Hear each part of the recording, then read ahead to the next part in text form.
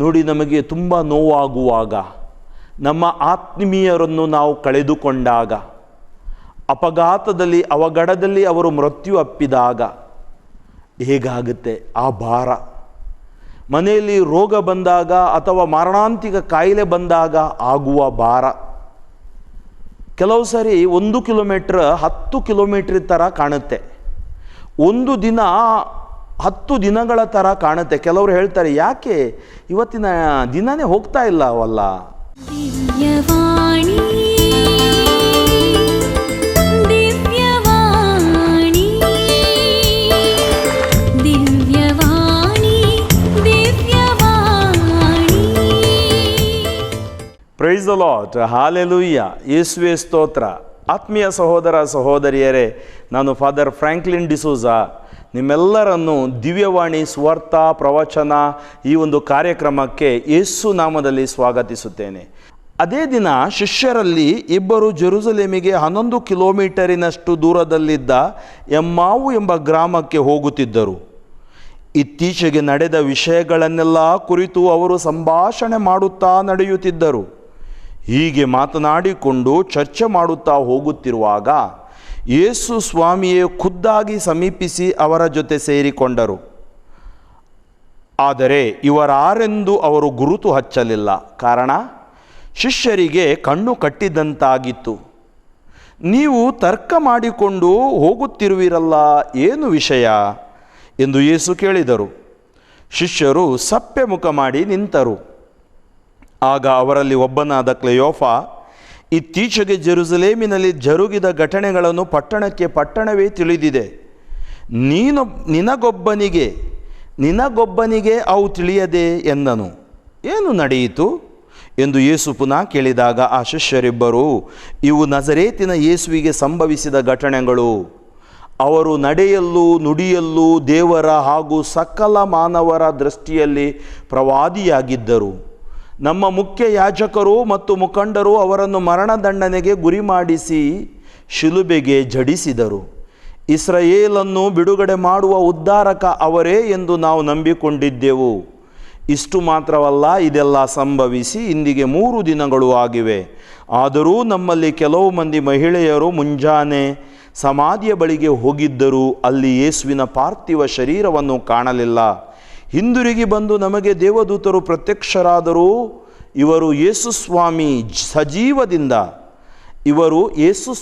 ಸಜೀವದಿಂದ ಇದ್ದಾರೆಂದು ನಮಗೆ ತಿಳಿಸಿದರು ಎಂದು ಹೇಳಿ ನಮ್ಮನ್ನು ದಿಗ್ಭ್ರಾಂತರನ್ನಾಗಿ ಮಾಡಿದರು.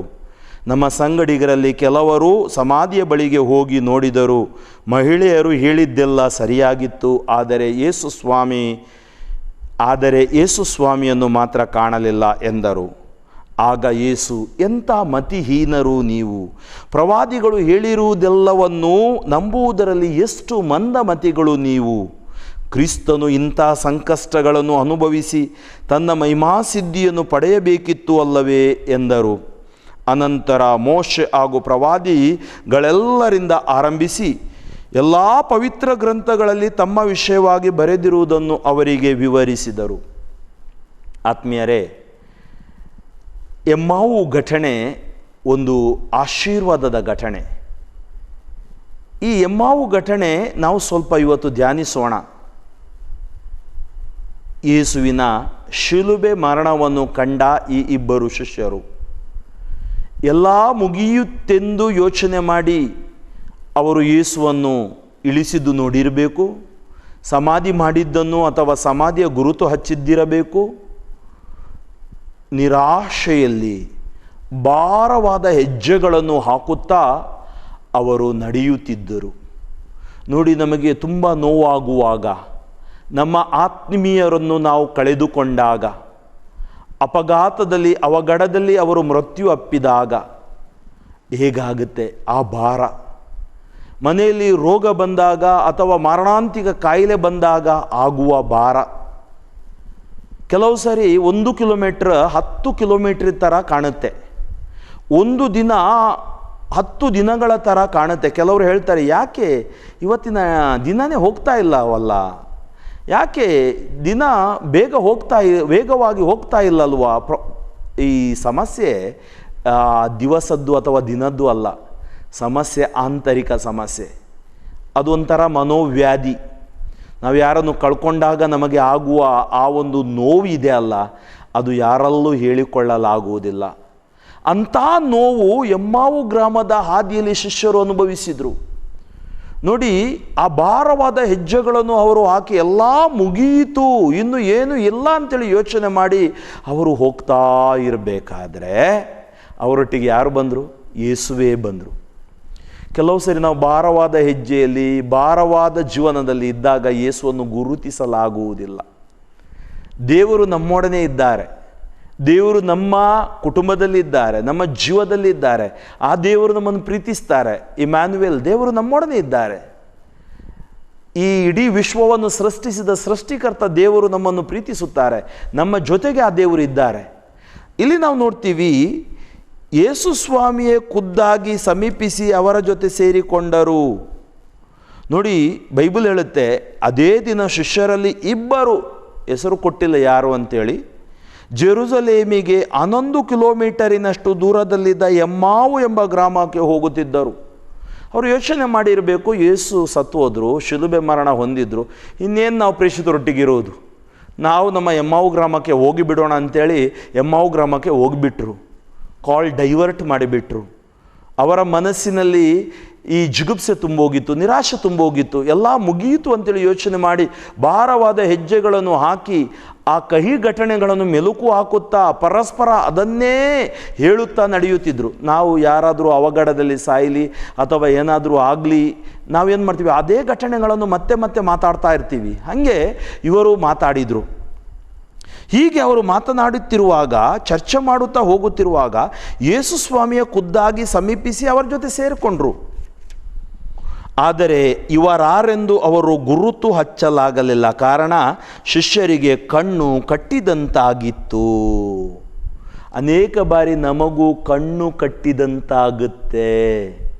ಯೇಸುವನ್ನು ನೋಡಲಾಗುವುದಿಲ್ಲ, ಪ್ರಾರ್ಥನೆ ಮಾಡಲಾಗುವುದಿಲ್ಲ, ದೇವರ ವಾಕ್ಯ ಓದಲಾಗುವುದಿಲ್ಲ. ದೇವಾಲಯಕ್ಕೆ ಹೋದರೂ ಅಲ್ಲಿ ತದೇಕ ಚಿತ್ತದಿಂದ ಪ್ರಾರ್ಥಿಸಲಾಗುವುದಿಲ್ಲ, ಕಾರಣ ನಮಗೆ ಕಣ್ಣು ಕಟ್ಟಿದಂತಾಗುತ್ತೆ. ಆತ್ಮೀಯರೇ, ಈ ಶಿಷ್ಯರಿಗೂ ಕೂಡ ಕಣ್ಣು ಕಟ್ಟಿದಂತಾಗಿತ್ತು. ಯೇಸುವನ್ನು ಅವರು ಪರಿಚಯ, ಗುರುತು ಹಿಡಿಯಲಿಲ್ಲ. ಯೇಸು, ನೀವು ತರ್ಕ ಮಾಡಿಕೊಂಡು ಹೋಗುತ್ತಿರುವಿರಲ್ಲ, ಏನು ವಿಷಯ? ನೋಡಿ, ಯೇಸು ಯಾವಾಗಲೂ ಸಂವಾದ ಮಾಡ್ತಾರೆ, ವಾದ ಮಾಡೋಲ್ಲ. ಅವ್ರು ಕೇಳಿದರು dialogue, God dialogues with the human being. ನೀವು ಹಳೆ ಒಡಂಬಡಿಕೆಯಲ್ಲಿ ನೋಡಿದರೆ ಪಿತಾಮಹರ ಮೂಲಕ ಮಾತಾಡಿದರು, ಹಾಗೆಯೇ ಪ್ರವಾದಿಗಳ ಮುಖಾಂತರ ಮಾತನಾಡಿದರು, ಕೊನೆಯ ದಿನಗಳಲ್ಲಿ ಪುತ್ರನ ಮುಖೇನ ಮಾತನಾಡಿದರು, ಸತ್ತು ಪುನರುತ್ಥಾನ ಹೊಂದಿ ಶಿಷ್ಯರೊಟ್ಟಿಗೆ ಮಾತಾಡಿದರು. ಇವತ್ತು ಪವಿತ್ರ ಸಭೆಯಲ್ಲಿ ಅವರು ಮಾತಾಡ್ತಾ ಇದ್ದಾರೆ. ನಾವು ಆಲಿಸ್ತಾ ಇದ್ದೀವಾ, ಅಥವಾ ಈ ಲೋಕದ ಶಬ್ದಗಳ ನಡುವೆ, ಮಾಲಿನ್ಯದ ನಡುವೆ ಆ ಶಬ್ದ ನಮಗೆ ಆಲಿಸದೆ ಹೋಗ್ತಾ ಇದೆಯಾ ಎಂಬುದನ್ನು ಒಂದು ಆಳವಾಗಿ ನಾವು ಚಿಂತಿಸತಕ್ಕದ್ದು. ಯೇಸು ಕೇಳಿದರು, ನೀವು ತರ್ಕ ಮಾಡಿಕೊಂಡು ಹೋಗುತ್ತಿರುವಿರಲ್ಲ, ಏನು ವಿಷಯ ಎಂದು ಯೇಸು ಕೇಳಿದರು. ನೋಡಿ, ಒಂದು ಇಂಪಾರ್ಟೆಂಟ್ ವಿಷಯ ಯೇಸು ಅವರ ಮನಸ್ಸಲ್ಲೇ ಆಗ್ತಾ ಇದ್ದಾರೆ. ಏನು ವಿಷಯ? ಅವರೇನು ಹೇಳಿದರು? ಅವರು ಅಲ್ಲೇ ನಿಂತರು, ಅವರು ಮುಖ ಸಪ್ಪೆ ಮಾಡಿಕೊಂಡು ನಿಂತರು.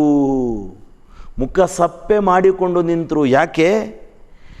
ಆಗ ಅವರಲ್ಲಿ ಒಬ್ಬನಾದ ಕ್ಲೆಯೋಫ, ಏನಪ್ಪ, ಇತ್ತೀಚೆಗೆ ಜೆರುಸಲೇಮಿನಲ್ಲಿ ಜರುಗಿದ ಘಟನೆಗಳನ್ನು ಪಟ್ಟಣವೇ ತಿಳಿದಿದೆ, ನಿನಗೊಬ್ಬನಿಗೆ ಅವು ತಿಳಿಯದೆ, ನೀನು ಈ ಊರಿಗೆ ಹೊಸಬ್ನ.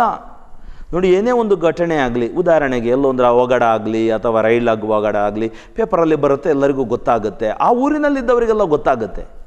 ಇವರು ಕೇಳ್ತಾ ಇದ್ದಾರೆ, ನಿನಗೆ ಹೇಗೆ ಗೊತ್ತಿಲ್ಲ, ನೀನು ಈ ಊರಿನವನಲ್ವಾ? ಅವಾಗ ಯೇಸು ಮತ್ತೆ ಕೇಳ್ತಾರೆ, ಏನು ನಡೆಯಿತು?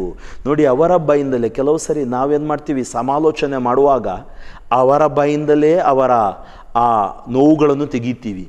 ಯೇಸು ಒಂದು ರೀತಿಯಲ್ಲಿ ಒಳ್ಳೆಯ ಸಮಾಲೋಚನೆ ಮಾಡ್ತಾ ಇದ್ದಾರೆ. ಅವರ ನೋವುಗಳನ್ನೆಲ್ಲ ಮನಬಿಚ್ಚಿ ಹೇಳುವಂತೆ ಮಾಡ್ತಾರೆ. ಅವ್ರಿಗೆ ಗೊತ್ತಾಗಲ್ಲ ಅವ್ರು ಯೇಸು ಹತ್ರ ಹೇಳ್ತಾರೆ ಅಂತೇಳಿ. ನೋಡಿ, ಅವರೇನು ಹೇಳ್ತಾರೆ? ಯೇಸು ಪುನಃ ಕೇಳಿದಾಗ ಆ ಶಿಷ್ಯರಿಬ್ಬರು, ಅವರಿಬ್ಬರು, ಒಬ್ರನ್ನ ಬಿಟ್ಟು ಇನ್ನೊಬ್ಬರು, ಇನ್ನೊಬ್ರನ್ನ ಬಿಟ್ಟು ಮತ್ತೊಬ್ಬರು, ಅವ್ರು ಏನು ಮಾಡ್ತಾಯಿದ್ರು? ಅವರು ಮಾಡ್ತಾಯಿದ್ರು, ವಿವರಣೆ ಕೊಡ್ತಾಯಿದ್ರು. ಇವು ನಜರೇತಿನ ಯೇಸುವಿಗೆ ಸಂಭವಿಸಿದ ಘಟನೆಗಳು. ನೋಡಿ, ಯಾರ ಘಟನೆಗಳು? ಯೇಸು ಘಟನೆಗಳನ್ನು ಯೇಸುವಿಗೆ ಹೇಳ್ತಾರೆ. ನಾವು ಕೆಲವು ಸಾರಿ ದೇವರಿಗೆ ಬೈಬಲ್ ಬೋಧಿಸಿದ ಹಾಗೆ, ನಾವು ಕೆಲವು ಸಾರಿ ದೇವರನ್ನು ಪರಿವರ್ತಿಸಲು ನೋಡಿದ ಹಾಗೆ ನಾವು ದೇವರನ್ನು ಪರಿವರ್ತಿಸ್ಬೋದಾ? ಅಲ್ವಾ? ನಾವು ಪ್ರೇಯರ್ ಮಾಡಿ ಮಾಡಿ ದೇವರಿಗೆ ಮೋಡಿ ಹಾಕ್ಲಿಕ್ಕೆ ನೋಡ್ತೀವಿ. ಕೆಲವರು ಹೇಳ್ತಾರೆ ಪ್ರೇಯರ್ ಮಾಡಿ ಮಾಡಿ ದೇವರನ್ನು ಬದಲಾಯಿಸೋಣ. ನೋಡಿ, ದೇವರು ಬದಲಾಗೋಲ್ಲ, ಅವ್ರ ಪ್ರೀತಿ ಸ್ವರೂಪಿ. ನಾವು ಬದಲಾಗಬೇಕು, ನಮ್ಮ ಜೀವನ ಬದಲಾಗಬೇಕು.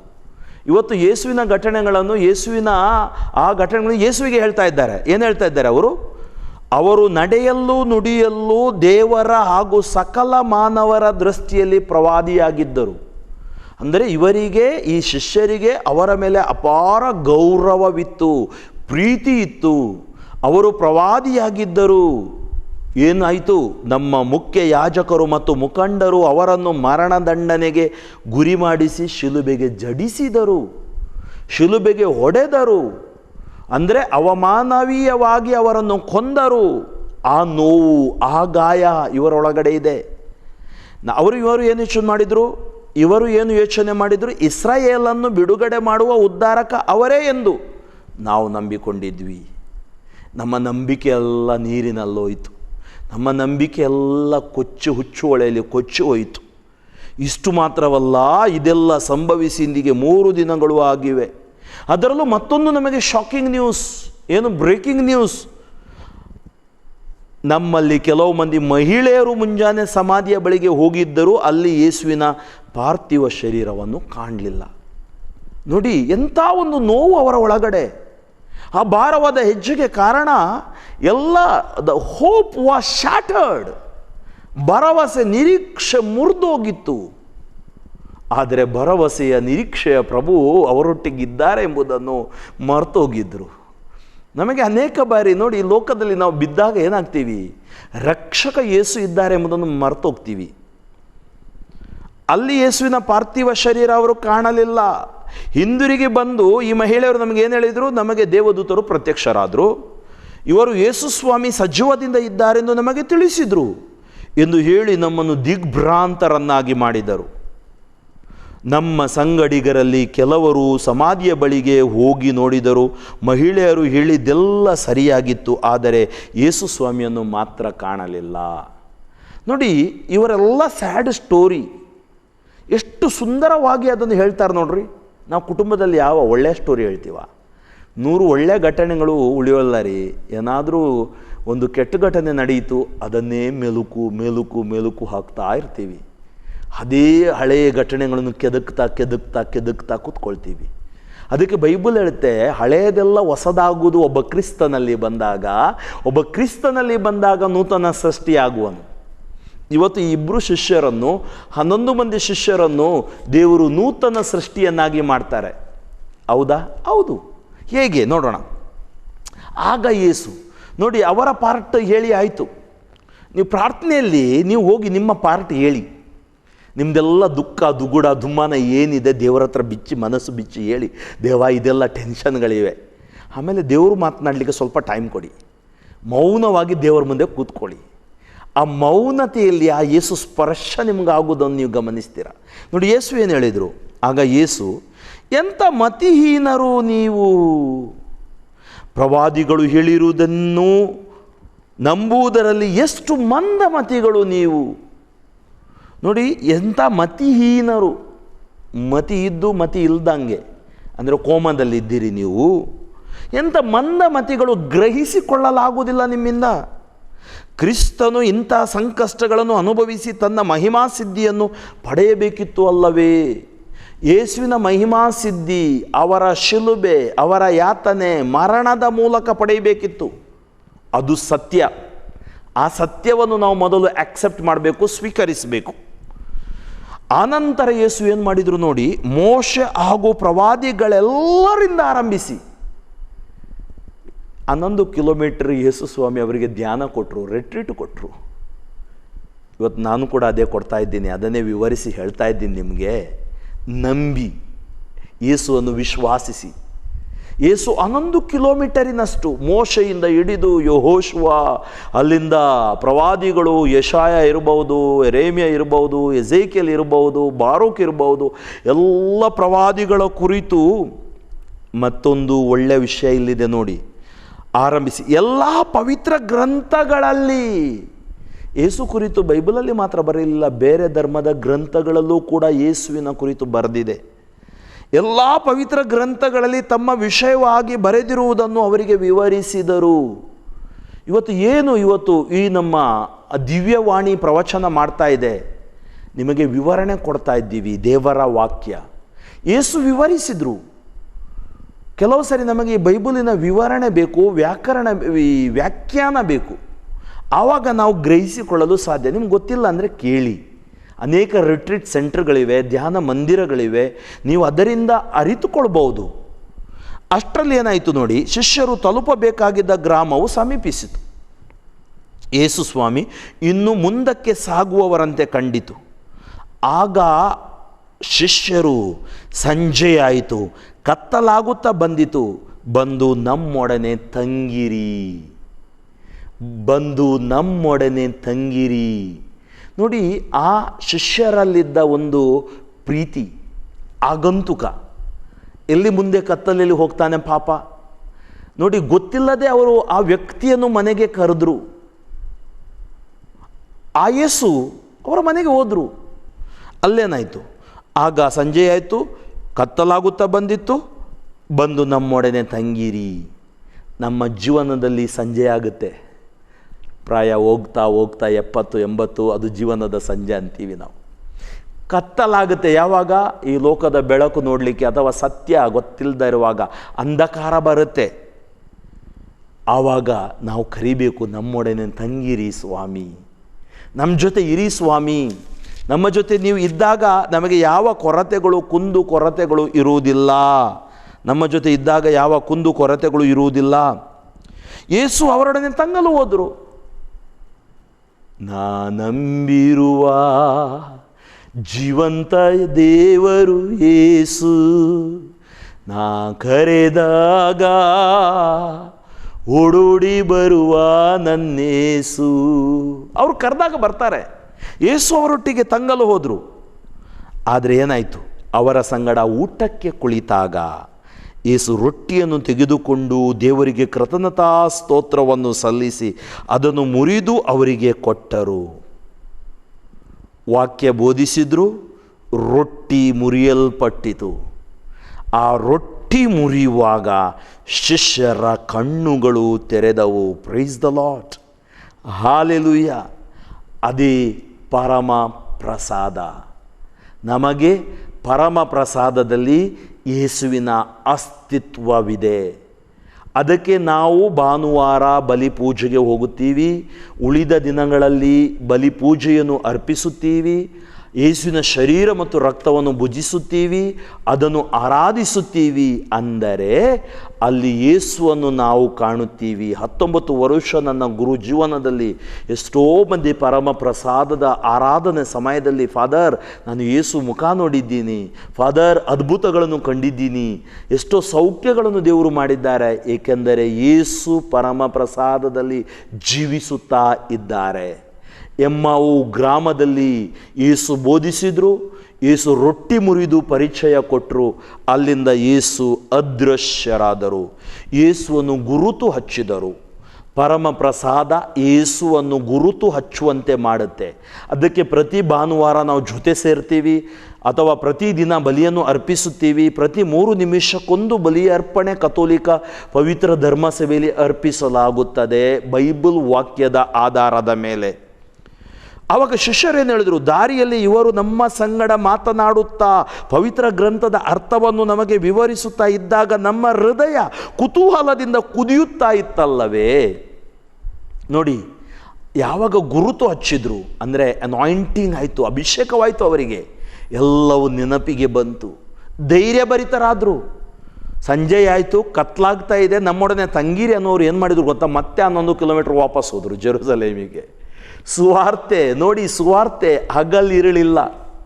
ಅದಕ್ಕೆ ಟೈಮ್, ಆ ಕಾಲ ಈ ಕಾಲ ಅಂತ ಇಲ್ಲ, ಎಲ್ಲ ಕಾಲದಲ್ಲೂ ಸುವಾರ್ತೆಯನ್ನು ಬೋಧಿಸು. ಸಂತ ಪೌಲ ಹೇಳ್ತಾನೆ ತಿಮೋತಿಯನಿಗೆ, ಎಲ್ಲ ಕಾಲದಲ್ಲೂ ಮಾತನಾಡು. ಸುವಾರ್ತೆ ಸಾರದಿದ್ದರೆ ನನಗೆ ಧಿಕ್ಕಾರವಿರಲಿ. ಯೇಸುವಿನ ಅನುಭವವಾದ ಮೇಲೆ ನಾವು ಸುಮ್ಮನೆ ಕೂತ್ಕೊಳ್ಳಲ್ಲ. ಇವರು ಮತ್ತೆ 11 ಕಿಲೋಮೀಟರ್ ವಾಪಸ್ ಹೋದರು. ಅಲ್ಲಿ ಹೋಗಿ ಶಿಷ್ಯರಿಗೆ ಹೇಳಿದರು, ನಾವು ಯೇಸುವನ್ನು ನೋಡಿದ್ದೇವೆ, ರೊಟ್ಟಿ ಮುರಿಯುವಾಗ ಯೇಸುವಿನ ಪರಿಚಯವನ್ನು ಕಂಡಿದ್ದೀವಿ. ಆತ್ಮೀಯರೇ, ಯೇಸು ಜೀವಿಸುತ್ತಾರೆ, ಯೇಸು ಜೀವಿಸುತ್ತಾರೆ, ಯೇಸು ಜೀವಿಸುವ ದೇವರು, ಯೇಸು ರಕ್ಷಿಸುತ್ತಾರೆ. ಯೇಸುವೇ ಸತ್ಯ, ಯೇಸುವೇ ನಿತ್ಯ, ಯೇಸುವೇ ಮಾರ್ಗ. ಕಣ್ಮುಚ್ಚಿ ಪ್ರಾರ್ಥಿಸೋಣ. ಸ್ತುತಿಗಳ ಮಧ್ಯೆ ವಾಸಿಸುವವನು, ಸ್ತುತಿಗೆ ಪಾತ್ರನು, ಸ್ತುತಿಯಲ್ಲಿ ಜೀವಿಸುವವನಾದ ಪ್ರಭು ಯೇಸುವೇ, ನಿಮ್ಮ ನಾಮಕ್ಕೆ ಅನಂತ ಕೋಟಿ ಸ್ತೋತ್ರಗಳು. ಎಮ್ಮವು ಗ್ರಾಮದ ಘಟನೆ ನಮ್ಮ ವಿಶ್ವಾಸದ ಘಟನೆ. ದೇವರ ವಾಕ್ಯ ಆಲಿಸಿ ರೊಟ್ಟಿ ಭುಜಿಸುವಾಗ, ಆರಾಧಿಸುವಾಗ ಆಶೀರ್ವಾದ ಹಾಗೂ ನಾವು ನಿಮ್ಮ ಪ್ರಸನ್ನತೆಯನ್ನು ಮನಗಾಣುತ್ತೇವೆ. ನಿಮ್ಮ ಪ್ರಸನ್ನತೆಯನ್ನು ಇಂದು ಈ ವಾಕ್ಯವನ್ನು ದಿವ್ಯವಾಣಿಯ ಮೂಲಕ ಆಲಿಸಿದ ನಮಗೆ ದೇವ ಶ್ರುತಪಡಿಸಿರಿ. ನಮ್ಮ ಮನೋನೇತ್ರಗಳನ್ನು ತೆರೆಯಿರಿ. ಎಲ್ಲ ಅಂಧಕಾರ ಬಂಧನಗಳು ಯೇಸುವೆ ಬಿಟ್ಟು ಸುಟ್ಟು ಬೂದಿಯಾಗಲಿ. ನಿರಾಶೆ ಜಿಗುಪ್ಸೆಗಳು ದೂರವಾಗಲಿ. ಹೊಸ ಚೈತನ್ಯ, ಹೊಸ ಬಲ ನಮಗೆ ಸಿಗಲಿ. ಯೇಸು ನಾಮದಲ್ಲಿ ನಿಮಗೆ ಜಯ, ಬಿಡುಗಡೆ, ಸ್ವಸ್ಥತೆ ಘೋಷಿಸಿ ಆಶೀರ್ವದಿಸುತ್ತೇನೆ. ಸರ್ವಶಕ್ತ ದೇವರಾದ ಪಿತಾ, ಸುತ, ಪರಿಶುದ್ಧಾತ್ಮರು ನಿಮ್ಮನ್ನು ಆಶೀರ್ವದಿಸಲಿ. ಆಮೆನ್.